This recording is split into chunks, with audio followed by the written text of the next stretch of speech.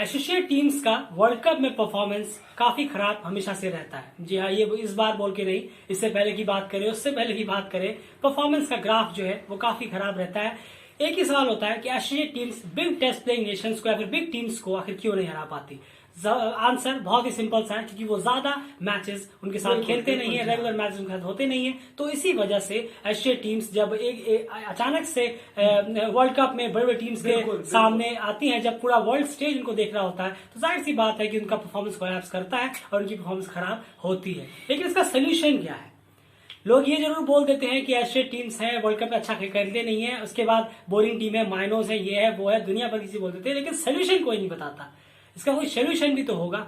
उसका सोल्यूशन हम आपके सामने आज लेकर आए। जी हाँ, यही छोटा सा चैनल आपके सामने पूरी रिसर्च करके ये सोल्यूशन लेके आए हैं कि आखिर क्या वजह है कि एशियन टीम्स क्वालिफाई बड़ी टीम्स को हरा नहीं पाती, और अगर वजह वो है जो हम कह रहे हैं, तो आखिर उस वजह को कैसे ठीक किया जा सकता है। कौन से 4 पॉइंट्स हैं जो हमने पिक किया है जिसकी वजह से जिसको अप्लाई करने से एशियन टीम्स जो है वो बड़ी बड़ी टीम्स को हरा सकती है। उससे पहले एक रियलिटी जो मैं चाहूंगा आप बताएं कि आखिर एशियन टीम्स का फ्यूचर क्या है, कि क्या बड़ी टीमों के साथ उनके मैचेस होंगे आगे या नहीं होने वाले।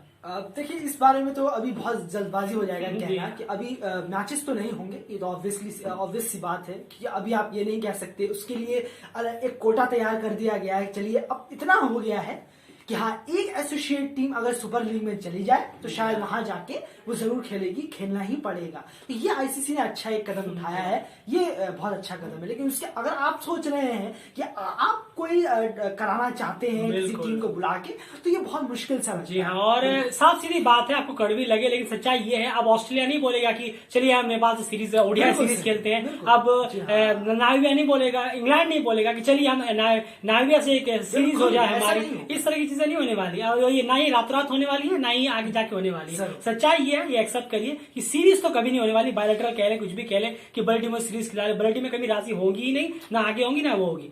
अब इसका सोल्यूशन क्या है भाई? वो तो राजी होने से रहे, आप कुछ भी कर ले वो राजी होगी नहीं। हाँ, कितना भी आप विरोध करते रहे, कहीं बोलते रहे, राजी वो होने से रहे। चाहे किसी भी बोर्ड की हम बात करें, बड़े बड़े टीम्स की। सोल्यूशन इसके 4 पॉइंट्स में डिवाइडेड है, बहुत ही सिंपल 4 पॉइंट में डिवाइडेड है। वो 4 पॉइंट्स क्या है अयान, पहले आपको बताएं। बिल्कुल, पहले तो ये 4 पॉइंट्स देख लेते हैं। सबसे पहले जो है वो है 2 टाइप ऑफ बॉलर, जैसे कि फास्ट और वेरिएशन टाइप जो बॉलर्स होते हैं।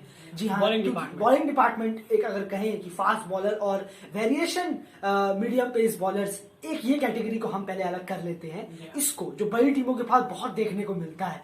अब दूसरी कैटेगरी अगर देखें तो एक जो बैट्समैन होते हैं टीमों के पास, वो 2 तरीके के होते हैं, जो पेस को बहुत अच्छा टैकल करते हैं और स्पिन को बहुत अच्छा टैकल कर पाते हैं। तो ये यहाँ पे हमारे लिए दूसरा मुद्दा उठ के आ जाता है कि ऐसे प्लेयर्स को तलाशना, तैयार करना जो फास्ट के लिए भी हो कुछ, और कुछ स्पिन को भी टैकल कर सके, जो हमें बड़ी टीमों में बहुत देखने को मिलता है। तीसरा जो पॉइंट हमने जो यहाँ पे उठाया है वो ये है कि कमेंटेटर्स वीडियो एनालिसिस। जी हाँ, इसके बारे में हम आपको खुल के आगे बताएंगे, ये बहुत इंपॉर्टेंट चीज है। जी हाँ, पॉइंट है और बहुत अच्छे। जी हाँ, और चौथा है वो भी बहुत इंपॉर्टेंट है। ये 4 पॉइंट्स हैं जो आपको पता चलेंगे वीडियो में, आपको डिटेल में समझाते हैं। और ये गारंटी से कह सकता हूँ, उसके बाद अगर ये कोई टीम अप्लाई करती है ऐसी टीम, और अगर वो सक्सेसफुल नहीं होती है बड़ी टीम को हरा के, तो आप हमें आके दुनिया भर की बातें कह सकते हैं, सुना सकते हैं, कि या फिर बोल सकते हैं कि नहीं, आपका चैनल या फिर आपकी बातें जो है वो किसी भी तरह से वैलिड नहीं है। सबसे पहला पॉइंट शुरू करें तो अयान, आप ही का फेवरेट डिपार्टमेंट है बॉलिंग डिपार्टमेंट। जो अच्छे से समझाएं क्या बेटर करे एशियन टीम्स इनमें, किस तरह की तरह से कि उनको जरूरत नहीं है बड़ी टीमों के साथ लगातार खेलने की, वो वर्ल्ड कप में जाके बड़ी टीम्स को हरा सकते हैं। बिल्कुल, देखिए, सबसे पहले तो ये माइंडसेट हटाना होगा। सबसे पहला जो माइंडसेट हमने देखा है एसोसिएट में कि हम तो शायद यही खेलते रह जाएंगे, हम बड़ी टीमों से तो शायद हमारा मुकाबला होगा ही नहीं, इसलिए हम इससे काम चला लेते हैं जो चल रहा है। इस माइंडसेट को हटाइए। इस तरीके से प्रैक्टिस करनी है, इस तरीके से हमें जो नेट सेशंस होते हैं उसमें, क्योंकि मैचेस में तो ऑब्वियसली है इतनी स्पीड से बॉल नहीं आती है। सबसे पहली बात मैं ये बता दूं, ये सोच के प्रैक्टिस करना है कि हम बड़ी टीमों के खिलाफ खेलने के लिए उतर रहे हैं, ना कि हम एसोसिएट टीम के खिलाफ खेलने के लिए जा रहे हैं। इस माइंडसेट को पहले ही दम तोड़ देना होगा, वरना आप बड़ी टीमों के खिलाफ जो तैयारियां हैं वो आप नहीं कर पाएंगे। चलिए, अब आ जाते हैं पॉइंट पे। अब जरा बिल्कुल फास्ट और वेरिएशन बॉलर को कैसे खेला जाए। सबसे पहले बड़ी टीमों के पास एक फास्ट बॉलर होता है, उसकी कैटेगरी अलग होती है, और एक वेरिएशन बॉलर होते हैं।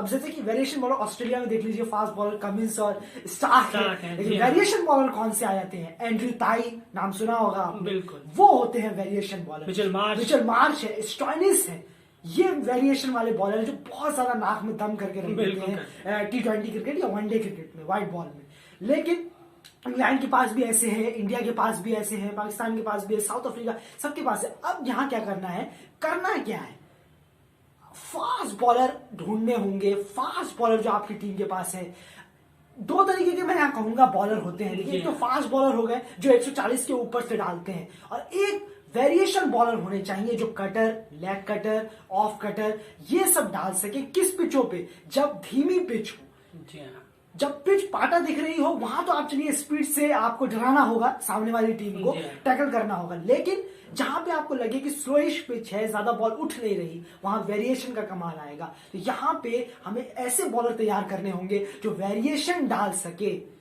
वेरिएशन बॉलिंग करा सके अलग अलग तरीके से। अब मैं यहाँ पे आपको एक चीज बताता हूं, नई बॉल जब हाथ में होती है, मैं यहाँ पे कहना चाहूंगा, नई बॉल जब आप देखते होंगे टीवी में भी, फास्ट बॉलर लेके स्विंग करा रहे हैं, 140 की स्पीड के ऊपर से कोई बॉल स्विंग नहीं होती, इस बात की मैं गारंटी दे सकता हूँ। अगर आपको लगता है कि 140 की 145 की बॉल डाली और वो स्विंग हो गई है, तो ऐसा हो ही नहीं सकता। मैं मान ही नहीं सकता कि 145 की बॉल स्विंग हो सकती है। आप चाहे बोल्ट को देख लीजिए, आप स्टार्क को देख लीजिए, स्टार्क जब बॉल डालते हैं तो स्विंग नहीं होगी, लेकिन जब वो स्पीड को कम कर देते हैं तो ऑटोमेटिक स्विंग होना चालू हो जाता है। देखिएगा कि आप किसी भी आजकल के यंग को ले लेते हैं, आप वसीम अकरम सर को देखिए, आप अगर उनकी बॉलिंग वीडियो देखेंगे यूट्यूब में या कहीं भी मिल जाएगी, जाहिर सी बात है, आप गारंटी से कह सकता हूँ सर की एक बॉल भी 140 से ऊपर की नहीं होगी, इस बात की मैं गारंटी दे सकता हूँ।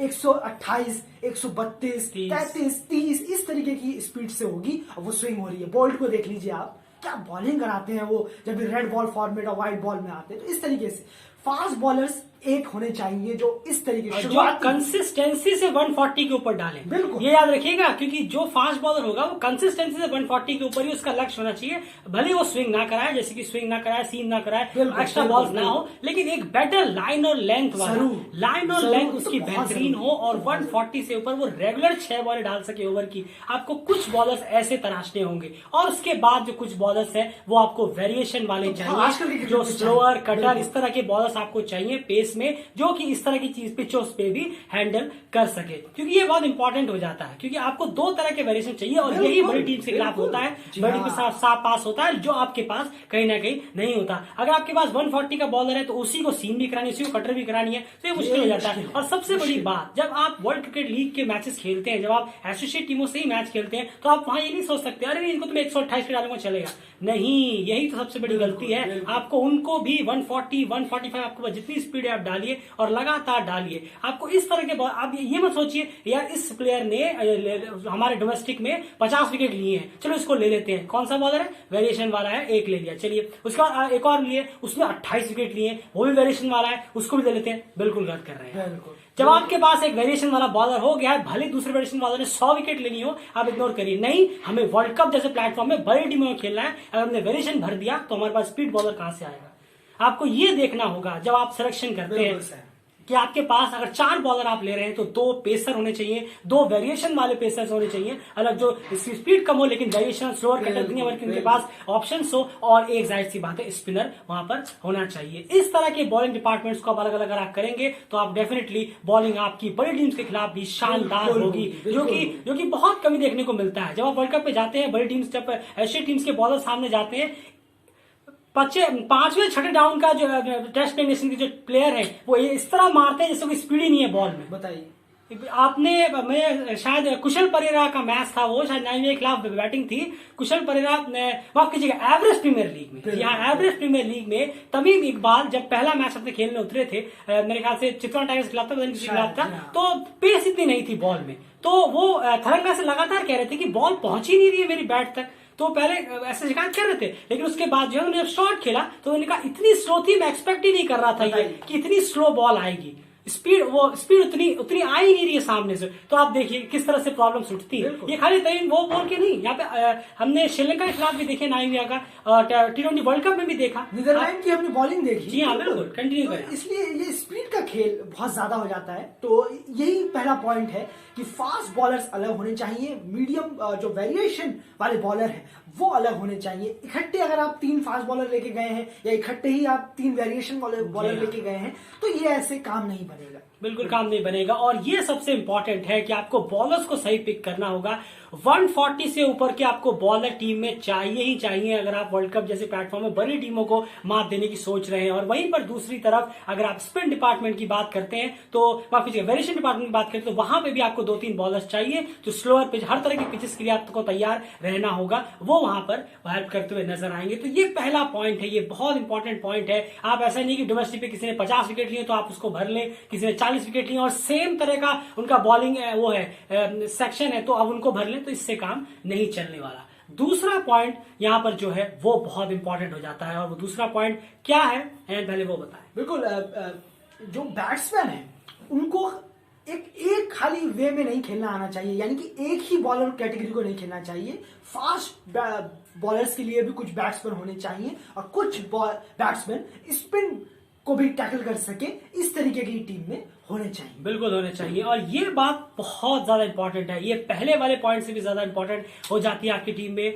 आपकी टीम में ऐसे प्लेयर्स बैट्समैन में होने चाहिए। अमूमन एक टीम के पास अगर आप एवरेज कहें तो 6 बैट्समैन होते हैं, ओपनर से लेकर 6, उसके बाद लोअर ऑर्डर आता है या फिर ऑलराउंडर या फिर वो अगर बॉलर बढ़ा ले। 6 बैट्समैन में से आपको इस तरह के बैट्समैन प्रेफर करने हैं जो कि कुछ जो है वो फास्टर्स को बेटर खेलते हो और कुछ स्पिन को बहुत ही शानदार खेलते हो। मेरा कहने का मतलब है कि बहुत ज्यादा शानदार खेलते हो। ये नहीं कि मतलब ये नहीं, ये तो हमारे पास ऐसे बैट्समैन हैं जो स्पिन को भी खेल लेते हैं, फास्टर को भी खेल लेते हैं, हो गया फिर बेड़ा गर्क, सीधा हो गया बेड़ागर्क। ये नहीं होने वाला। जी हाँ, क्योंकि इंटरस्टेट लेवल्स पे अगर आपके पास इस तरह के प्लेयर्स हैं जो फास्टर और स्पिनर दोनों को खेल लेते हैं तो वो जब बड़ी टीमों के खिलाफ जाएंगे ना वो डब्बा गोल हो जाएगा, 0 हो जाएगा। क्योंकि पेस, वेरिएशन और जिस तरह की टेक्निक टेस्ट प्लेइंग नेशंस के पास होती है वो एशिया टीम्स के बॉलर्स के पास आपको देखने को नहीं मिलेगी। वो कब मिलेगी? जब आप पॉइंट 1 को फॉलो करना शुरू करेंगे एसोसिएट टीम्स में। इसीलिए आपके पास स्पेशली जो टॉप 3 बैट्समैन है, ओपनिंग और 1 डाउन, मैं सबसे ज्यादा कहूं इनमें फास्ट बॉलर खेलने वाले प्लेयर्स आपको ज्यादा चाहिए। स्पिन का सामना नहीं, यहाँ सामने नहीं, आपको नई बॉल मिलेगी, यहाँ पे स्विंग हो सकती है, यहाँ पर अच्छा है। तो आपको टॉप 3 बैट्समैन जो है वो आपको फास्ट बॉल खेलने के लायक होने चाहिए। फास्ट बॉल से मेरा मतलब है 140 के ऊपर से 130, 25, 28 जैसे टीम साउंड देखा जाता है वो वाली बॉलिंग नहीं, लगातार 140 प्लस की कंसिस्टेंसी के साथ। उसके लिए अब वो कहेंगे वो बॉलर्स हम कहां से लाएं, उनको कैसे बॉलिंग कराएं, तो हमने कहा ना पॉइंट 1 अप्लाई करिए। आपको वो बॉलर्स अपनी टीम में लेने होंगे जो लगातार 140 से डाल सके 10 ओवर तक पूरे ओडीआईज में। इस तरह के स्टैंडर्ड वाले आपको प्लेयर भरने होंगे। वहीं पर अगले 3 प्लेयर्स किस तरह के होने चाहिए? देखिए अगले 3 प्लेयर्स यहाँ पे अब आ जाते हैं, यानी कि 15 ओवर से 40 ओवर का जो खेल मैं कहूंगा कि चलिए 15 ओवर स्विंग होती है, बॉल हिलती है बॉल, तो उसमें फास्ट बॉलर्स बेहतरीन होते हैं। ओपनर्स और 1 डाउन फास्ट को टैकल करने की पूरी कोशिश करते हैं। यहाँ से 15 ओवर के बाद से लेके 40 ओवर तक का जो यहाँ जो आ जाता है वो स्पिन फ्रेंडली विकेट आ जाती है, यानी कि स्पिन को टैकल करना होगा यहां से। यानी कि अब जो 3 बैट्समैन है, 2nd, 3rd और 4th डाउन, ये तो स्पिन प्लेयर्स होने चाहिए जो स्पिन को टैकल कर सके, जी हाँ, स्पिन का मुकाबला कर सके। तो मेरे हिसाब से सबसे अच्छा तरीका ये होता है कि जब आप नेट पे होते हैं, मुझे भी सर ने बताया था, बहुत अच्छा लगा था मुझे ये बात सर की, कि जो सबसे अच्छा तरीका स्पिन को टैकल करने का ये होता है कि जब आप पिच बना रहे होते हैं, आप जब नेट की पिच होती है तो आप पिच बना लिया, आपने बन गई, तैयार हो गई। उस टाइम पेस को बहुत मददगार होती है शुरू में पिच जब बनती है। 2 दिन का नेट सेशन आप उस पिच में करिए।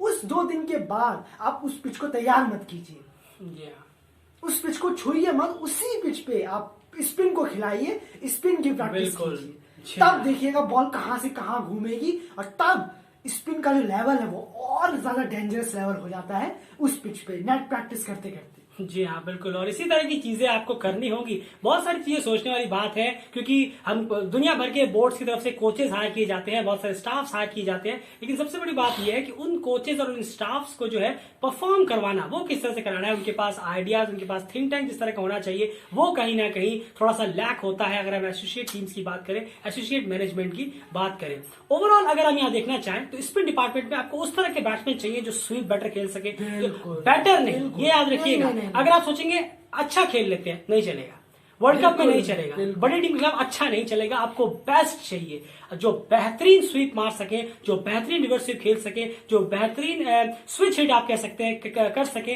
जो टर्न के साथ खेलना जानते हो, जो उसमें आउटस्टैंडिंग हो। अगर आप 100 में से उनको 90 से ऊपर नंबर दे रहे हो, उन्हीं को आप टीम में लीजिए। हार्श होगा, बिल्कुल होगा, लेकिन आपको लेना पड़ेगा। अगर आपको एशियन टीम्स को हरा के काम चलाना है तो बिल्कुल करिए। अगर हर वर्ल्ड कप में आइए, हार के बाहर हो जाइए, तो उससे कुछ होने वाला है नहीं, क्योंकि बड़ी बड़ी टीम्स आपके साथ बायलैटरल सीरीज नहीं खेलेगी। ये सच्चाई है, इसको हजम करना होगा, कोई आके नहीं बोलने वाला। इस तरह के स्पिनर्स आपको अपनी माफ कीजिएगा, स्पिन टैकल करने वाले प्लेयर्स आपको भरने होंगे। बैटर से काम नहीं चलेगा, बेस्ट चाहिए आपको टीम में। पेसर में भी बेस्ट चाहिए जो तेज बॉलों को भी अच्छे से टैकल कर सके, शॉर्ट सिलेक्शन उनका बेहतरीन हो। ये डिसाइड कौन करेगा? ये कोचेज उसी के लिए रखे जाते हैं। और फोर्थ पॉइंट जो हमारा होगा वो इसी से बहुत इंपॉर्टेंट होगा। थर्ड पॉइंट में बढ़ते हैं, आई एम वीडियो एनालिसिस।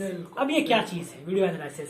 ये वो चीज है जो 8 घंटे या 4 घंटे या 7 घंटे तक कमेंटेटर्स आप चाहे कहें कि पकाते रहते हैं। आजकल के यंगस्टर्स को ये सोचते हैं कि पकाते रहते हैं। बहुत सारे लोग हैं कमेंटेटर्स जो बोलते हैं। आपने देखा होगा जब मैच चलता है तो कमेंटेटर्स बहुत सारी चीजें दिखाते हैं, हीट मैप दिखाते हैं, बॉल कहां पड़ी, क्या नहीं पड़ी, इस बॉलर की कितनी स्विंग हुई, इस बॉलर का एक्शन कितना है, किस बॉल में आउट हुए। आपने कभी सोचा ये सब किसको दिखाया जाता है? क्योंकि ये जो 22 प्लेयर तो मैदान में होते हैं, वो 22 प्लेयर देखते नहीं है। और जहां तक बात है जो डगआउट में जो बैठे रहते हैं तो वहां तो वॉल्यूम म्यूट होता है, उनको वो तो देखते नहीं है, वो तो अपना सारा फोकस उनका ग्राउंड पे होता है। अगर ये होता किसके लिए? ये उन लोगों को दिखाने के लिए होता है जो हम और आप जैसे क्रिकेट फैंस बाहर होते हैं, जिन्हें क्रिकेट में आना होता है, या फिर जो क्रिकेट के बारे में सीखना चाहते हैं, जानना चाहते हैं। यहां पर सीखने में क्या हर्ज है? मैं आपको गारंटी से बोल सकता हूं जितनी भी एशियन टीम्स इस वक्त हैं उसमें से शायद ही कोई इसे रेगुलर बेसिस पे अप्लाई करता होगा। आप क्या कर रहे होंगे? वर्ल्ड कप में जाने वाली है, 1 महीना पहले आइए वीडियो देखते हैं। हमारे 5 मैच हिस्से हैं, इन 5 टीमों की वीडियो देखते हैं। बुमराह कैसी बॉलिंग कराते हैं, उसके बाद स्टार्क कैसी कराते हैं, विलियम्स बोल्ट कैसी बॉलिंग कराते हैं। आपने 1 महीने पहले देखा, अरे हाँ चलिए ठीक है हम तैयार है। और जब न्यूजीलैंड और इंडिया सामने आए आप खुश हो गए, ऑस्ट्रेलिया और साउथ अफ्रीका सामने आए आपकी हवा निकल गई। तो ये कैसे हो सकता है? आप 1 महीने में थोड़ा ट्रेन करके आप बोल्ट और बुमराह और स्टार्क पे आप शॉट्स खेलने लग जाएंगे। आपको इसे रेगुलर अपनी लाइफस्टाइल में अप्लाई करना होगा। डेली क्रिकेट में, जी हमारे चैनल में डेली क्रिकेट में अपना अप्लाई करना होगा। डेली रेगुलर बेसिस पे आपके कोचेस को बैठना होगा, आपके साथ आपको वीडियो एनालिसिस करके दिखाना होगा कि देखिए वर्ल्ड कप में इन टीमों से आपको साथ, आप टेस्ट प्लेइंग नेशंस की 8 टीमों को उठाइए, उनके टॉप बॉलर्स को उठाइए, उनकी आप वीडियोस निकालिए, उनके वेरिएशंस के बारे में जानिए कि वो किस तरह से डालते हैं। उन आमूमन हर 3 बॉल बाद बड़े बड़े टेस्ट प्लेइंग नेशंस के जो पेसर्स होते हैं या फिर स्पिनर्स होते हैं वो अपनी बॉलिंग को चेंज करते हैं। ये आपको ध्यान में रखना होगा। और जो चेंज करते हैं उसी चेंज में 90% विकेट उनको मिलते हैं जो बार बार हीट मैप में दिखाया जाता है। आपको ज्यादा से ज्यादा वीडियोस के एनालिसिस को समझना होगा, उन वीडियोस के एनालिसिस को अपने प्लेयर्स को दिखाना होगा। देखिए आपको इस तरह की बॉलों से सामना करना है, इस तरह की बॉलों के साथ खिलाफ खेलना है। मैं चाहूंगा यार आप इस पर थोड़ा सा और फोकस करें कि वीडियो एनालिसिस में बैट्समैन किस तरह से फायदा उठा सकते हैं। बॉलर्स को तो हम समझ सकते हैं, बैट्समैन किस तरह से फायदा उठा सकते हैं। बिल्कुल, देखिए अब बैट्समैन को क्या करना होगा। बैट्समैन के लिए जब बॉलिंग एनालिसिस होता है, जब वीडियो जब बहुत जबरदस्त कोई स्पेल डाल के गया है तो उसके बाद कमेंटेटर ऑब्वियस है कि वो एनालाइज करते हैं कि इन्होंने कहां पे पिच रखी, कहां पे इन्होंने बॉल डाली,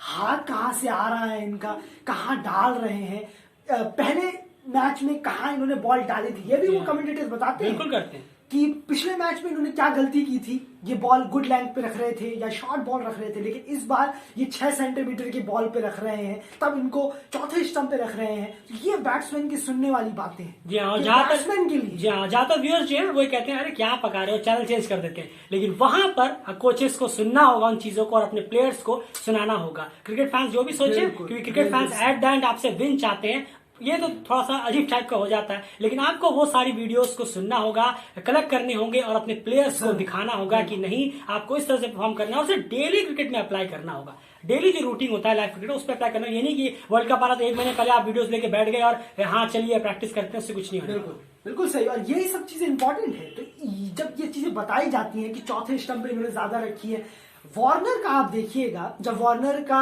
मैं आपको एक सीधा एग्जांपल देता हूं, वार्नर का चौथे स्टंप पे स्विंग होते हुए बाहर जब बॉल जाती है तो वार्नर का सबसे वीक पॉइंट है। बिल्कुल, और 2019 के एसेस को आप एनालिसिस को उठा के देखेंगे, स्टुअर्ट ब्रॉड ने 7 या 8 बार उनको आउट किया था 10 इनिंग में से। अब वो 10 में से 7-8 बार ब्रॉड की बॉलिंग में आउट हुए हैं। इतनी जबरदस्त एनालिसिस वहां पे नासिर हुसैन सर और ऑस्ट्रेलियन कमेंटेटर ने की थी, शायद मार्के क्लार्क भी थे। बिल्कुल, वहां पे चौथे स्टंप पे ब्रॉड ने उन्हें घेर के रख दिया था, बिल्कुल निकल रहे। तो यही सब चीजें होती हैं बैट्समैन के समझने के लिए और बॉलर्स के समझने के लिए भी ऑब्वियसली। पर बैट्समैन गलती ना करे तो ये उस एनालिसिस से ये सब आप सीख सकते हैं। बिल्कुल, तो बहुत इंपॉर्टेंट होता है ये छोटी छोटी चीजें, जिसे आजकल के फैंस बोरिंग समझते हैं, पर वो बोरिंग नहीं, बहुत काम की। और यही काम की चीज अप्लाई की जाती है, तभी टेस्ट प्लेइंग नेशंस का इतना टॉप परफॉर्मेंस होता है और एशियाई टीम्स डिसअपॉइंट करती हुई नजर आती है। ये मत सोचिए, सबसे बड़ी बात तो ये मत सोचिए कि अरे एशियाई टीम्स कहाँ आप बड़ी टीमों से भिड़ेंगी, वो तो बहुत बड़ी टीम है, उनके पास दुनिया भर की फैसिलिटीज है, ये है वो है। 140 ऊपर से बॉलर्स ढूंढने के लिए और वेरिएशंस वाले बॉलर आपको तलाशने के लिए किसी बड़ी फैसिलिटीज की जरूरत नहीं है। एक उस इंसान की जरूरत है जो कि हमारा 0.4 है, और वो है बिल्कुल टॉप इंटरनेशनल कोच ये होना चाहिए। इसका मतलब ये नहीं कि बहुत बड़े बड़े प्लेयर। एग्जाम्पल देंगे हम कि क्यों इंटरनेशनल कोचेस आप नॉर्मल लेके भी एक बेहतरीन टीम बना सकते हैं। बिल्कुल, अब देखिए जरा आप मैं यहाँ पे थोड़ा लेके चलता हूँ नेपाल की टीम में अगर हम बात करें, पिछले कुछ महीनों में नेपाल ने इतना अच्छा परफॉर्मेंस किया है। क्यों? क्योंकि उसका एक रीजन सीधे तौर पे जाते हैं देव व्हाइटमोर सर।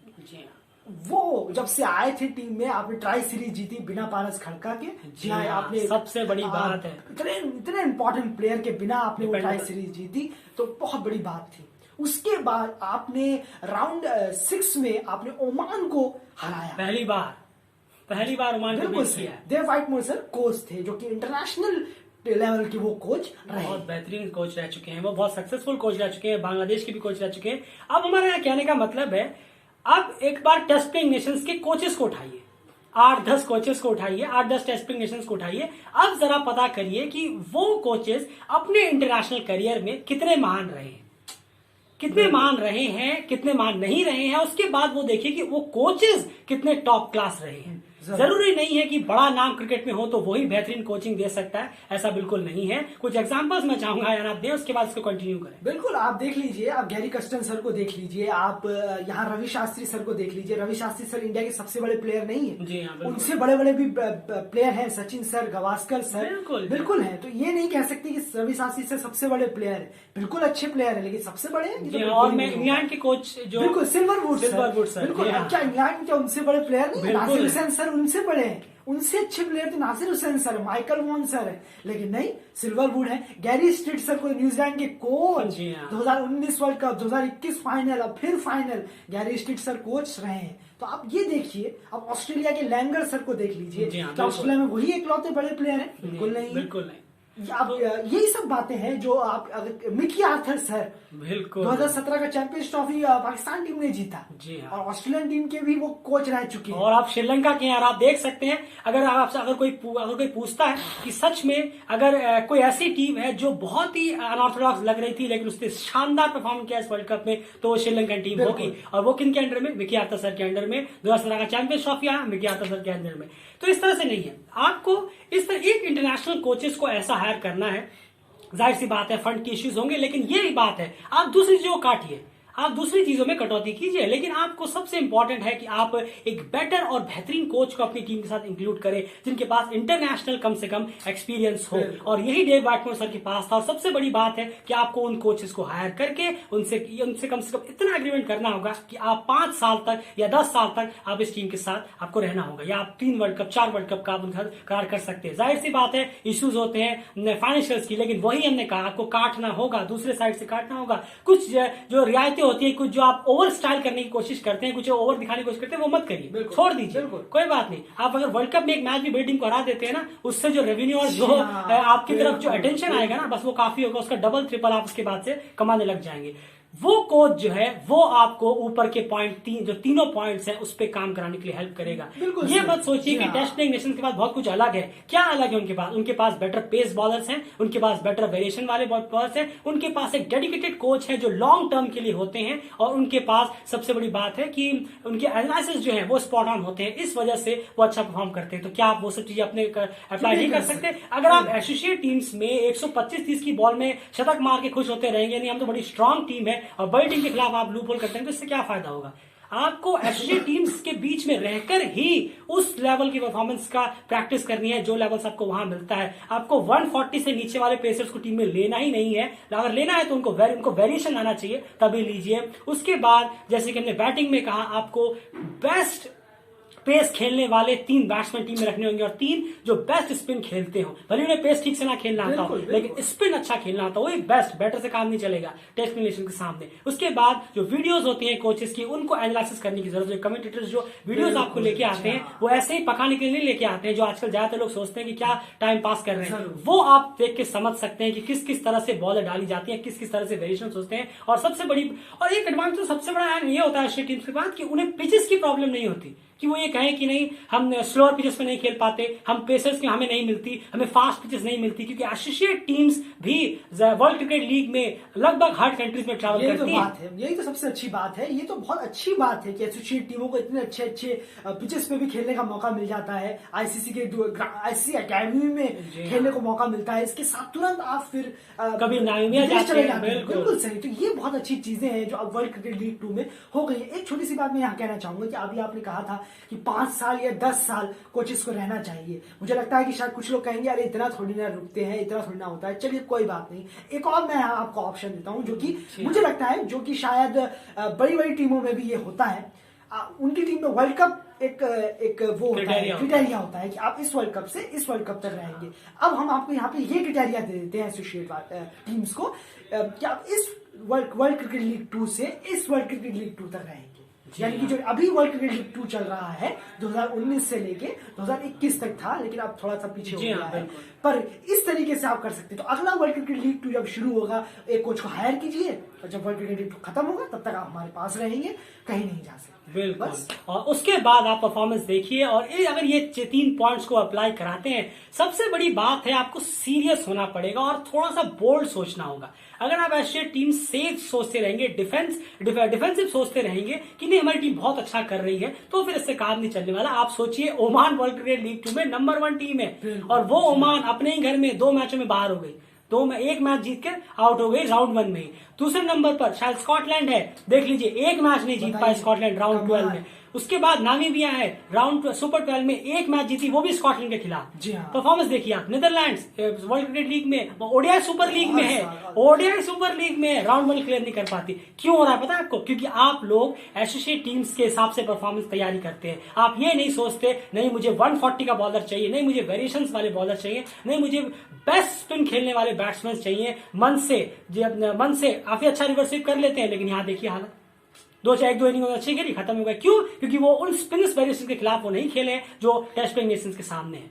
आपको बोल्ड सोचना होगा। अगर आप 120-130 पे खुश रहने वाले तो फिर आप 140-150 के सामने आएगा तो आप एक्सपोज हो जाएंगे। आप अगर एक स्लोअर बॉल को खेलना सीखेंगे तो नहीं काम चलेगा। आपको तरह तरह के वेरिएशन बॉल्स को खेलना आना चाहिए। आपको अपनी गलतियों पे काम करना होगा, एनालिसिस, वीडियो एनालिसिस सीखने होंगे। इसके लिए हार्ड वर्क करना होगा, और वो हार्ड वर्क आपको कराएगा 11 प्लेयर्स और इसके साथ एक ऐसा कोच जो आपके साथ परमानेंट रहे। ये नहीं कि 6 महीने 3 महीने में बार बार निकाल, 6 महीने 3 महीने साल में अगर आप बार बार चेंज करते हैं कोचेस, तो फिर ये कितने भी पॉइंट अप्लाई कर लें कोई फायदा नहीं होने वाला। और ये 4 पॉइंट्स अगर अप्लाई कर लेते हैं और उसके बाद भी अगर associate team test playing nation को वर्ल्ड कप में नहीं हरा पाती है, सुपर 12 में नहीं हरा पाती है, तो फिर आप बेशक हमें आके दुनिया भर की गाली दे सकते हैं, क्योंकि मैं ये गारंटी से कह सकता हूं कि ऐसा होगा ही नहीं अगर ये चीजें अप्लाई की जाए। तो क्या कहना चाहेंगे ना आप? उसके बाद खत्म करते हैं। बिल्कुल। और ये मैं बिल्कुल चाहूंगा कि बहुत सारे नेट सेशंस हुआ करे, प्लेयर्स को इतना फ्री ना बैठने दिया करे। ये भी मेरी बहुत एक रहती है एसोसिएट टीम से कि प्लेयर्स फ्री ना बैठे, प्लेयर्स ऐसे घर में ना बैठ जाएं कि आप पता नहीं कब होगा, कब मैचेस होंगे तो उससे पहले क्लोज कैम करा के खेलना बकवास। बिल्कुल सही है। तो आप कहीं ना कहीं इस चीज पे भी बहुत ज्यादा ध्यान देने की जरूरत है। कम से कम प्लेयरों को थोड़ा सा बिजी रखिए, नेट सेशंस पे आने दीजिए, नेट सेशंस करने दीजिए, ये भी बहुत अच्छी चीज होती है। नेट सेशंस करेंगे, बॉलिंग कराएंगे, हाथ खुलेगा, ये सब भी होना चाहिए। लेकिन अब बंद हो जाता है, एक वन स्टॉप अगर सडनली ऑफ सडन बंद हो जाए और उसके बाद तुरंत आप कह रहे हैं अरे 8 दिसंबर से हमें ट्राई सीरीज है, तो अभी 30 नवंबर से हमें प्रैक्टिस करनी, क्या हो जाएगा 7 दिन में? तो फिर भले ही आप एशियन टीम्स को हरा भी दें, लेकिन वहां जाके बस हो गया। फिर बड़ी बड़ी टीमों का फिर आप कहते हैं कि बड़ी टीम के साथ भी हमें सपना है, फिर सपना वो सपना ही रह जाएगा, बिल्कुल सपना रह जाएगा। क्योंकि बड़ी हमने पहले कहा बड़ी टीम्स आपके खिलाफ नहीं खेलेंगी, ये सच्चाई आप मान लीजिए, हजम करिए। सिर्फ आपको ओडिया सुपर लीग में जाएंगे तो ही आपको उनके साथ खेलने का मौका मिलेगा। कोई ऐसा नहीं होने वाला कि कोई बड़ी टीम आके बोलेगी चलिए हम उनके साथ ओडिया सीरीज खेल लेते हैं। इंग्लैंड आके नहीं बोलेगा नीदरलैंड को, नामीबिया को कि चलिए आपके साथ एक सीरीज हो जाए। नीदरलैंड के साथ तो बोल भी देगा ओडिया सीरीज चल रही है और सुपर लीग में वो इसीलिए। लेकिन उसका नहीं होता। अब वो कब होगा? जब आप बड़ी टीमों को वर्ल्ड कप में हराना शुरू करेंगे, वो तब होएगा। जब आप उनको हराना स्टार्ट करेंगे और कंसिस्टेंसी हराने लगेंगे तो फिर आपको आपकी तरफ दुनिया का जो अट्रैक्शन वो जाने लगेगा। और फिलहाल इस वीडियो में इतना ही। जी हाँ, इतनी डिटेल में आपको समझाने की पूरी कोशिश की हमने एफर्ट्स के लिए। प्लीज वीडियो को लाइक जरूर करिए, शेयर ज्यादा करिए इस वीडियो को, जी हाँ, ज्यादा शेयर करिए। क्या पता किन्हीं कोचेस तक ही पहुंच जाए, कोई छोटे मोटे कोचेस तक पहुंच जाए, वही सुन ले हमारी बात, वो उनके पास अगर कोई सोर्स हो तो वो ऊपर तक पहुंचा दे। चाहे किसी भी एशिया टीम की बात कर रहे हैं, चाहे T20 स्टेटस वाली हो, चाहे नेपाल हो, कोई भी हो, सिंगापुर हो, भूटान हो, कोई भी छोटी जगह हो, ये सब पॉइंट किसी एक के लिए नहीं है, ये जितनी भी एशिया टीम है उनके लिए अप्लाइड है। और ये जरूरी होगा कि आप कुछ एक्स्ट्रा चीजों को कटौती कर दीजिए, लेकिन उसके अलावा इन चीजों पे आप फोकस करिए और ये गारंटी है कि आप बड़ी टीम्स को हराने में दमखम रखेंगे। अगर जैसे कि एक कहावत भी है कि अगर आप स्टार्स के लिए अप्लाई करें, अगर आप मून के लिए जाएंगे तो आप कम से कम स्टार्स में तो लैंड करेंगे ही। शायद इस तरह की जो है कहीं उल्टा बोल दिया मैंने, लेकिन यही है। आपको ऊंचा सोचना होगा, बड़ा सोचना होगा, तभी आप कम से कम परफॉर्मेंस दे पाएंगे। अगर आप वही एशिया टीम्स को हरा खुश रहेंगे, हमने आपको बताया ना, वर्ल्ड क्रिकेट लीग 2 में जो टॉप 3 टीम है उनका हश्र आप वर्ल्ड कप में जाके देखिए क्या हाल हुआ है। एक भी मैच नहीं जीतते सुपर 12 में। ये होता रहेगा, आगे भी होता रहेगा। ये 4 पॉइंट्स अप्लाई करना जरूरी है, क्योंकि बड़ी टीम्स तो खेलने वाली रही तो फिर कैसे हराएं। ये 4 पॉइंट्स अप्लाई करिए और बिल्कुल आप हरा पाएंगे, इस बात की हम गारंटी आपको दे सकते हैं। चैनल को सब्सक्राइब जरूर कर लीजिए। इस तरह का चैनल पूरे यूट्यूब में आपको कहीं नहीं मिलेगा। आपको हर कंट्रीज के अलग अलग चैनल मिलेंगे, अलग बोर्ड्स के अलग अलग चैनल मिलेंगे। एसोसिएट क्रिकेट को इस तरह से रिप्रेजेंट करने वाला, उनकी गलतियां भी बताने वाला आपको कोई चैनल नहीं मिलने वाला। इसलिए प्लीज सपोर्ट जरूर करिए, चैनल को सब्सक्राइब जरूर करिए, ट्विटर में फॉलो करिए। वहां पर live cricket updates, cricket news, Asia cricket की सारी अपडेट्स वहां पर भी हम आपको देते रहते हैं। वहां पर लगातार अपडेट्स कराते रहते हैं। फिलहाल इस वीडियो में इतना ही। लाइक जरूर करते जाइए एफर्ट के लिए। बाय।